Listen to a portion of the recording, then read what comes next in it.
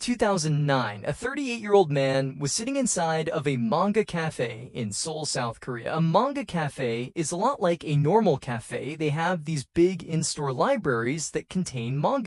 And manga are like comic books. This man did not have a lot of money. He didn't buy any drinks or food. He just went up to the in-store library, grabbed an edition of his favorite manga series, just sat down and began to read. This man had read this particular series multiple times. He just kept coming back to it because he thought it was the best manga you could possibly read. A lot of people didn't know what to make of this particular series because it was so over-the-top violent, well beyond any other series. But to this man, that sort of made it stand out. Every time he read it, it allowed him to sort of leave his life for a second and just totally escape into this wild, violent story. And right now, in this man's life, he really needed that escape. He had spent practically his whole life studying and working to try to become a professional writer and director. This man had successfully landed a couple of jobs here and there, but they were small gigs. He found himself back in the same position he always was in, unemployed. Recently, the man had to sell his laptop just so that they wouldn't get affected.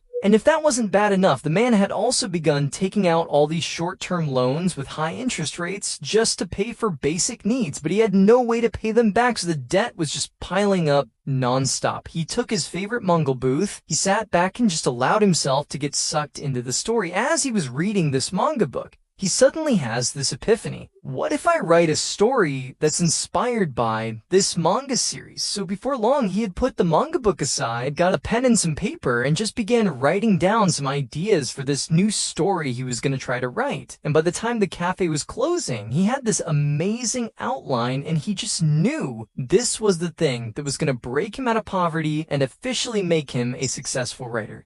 Several months later, this man had transformed that amazing outline into a fully realized project, and then he went out to try to sell it. Every buyer he went to hated it. He told him, this is simply too weird and way too violent. And the man was sort of crushed because to him it was so clear this story is so good that people that have experienced real poverty, who understand the lengths that people will go to make money when they are desperate, they'll relate to this. But then sort of out of left field, 10 years later, a major production studio actually said, you know what? This looks pretty good. We will buy it. This man's story was converted into a TV show, and it premiered in 2021. And when this TV show aired, it became the most talked about show anywhere in every corner of the internet. It also made the production company that bought the story $900 million.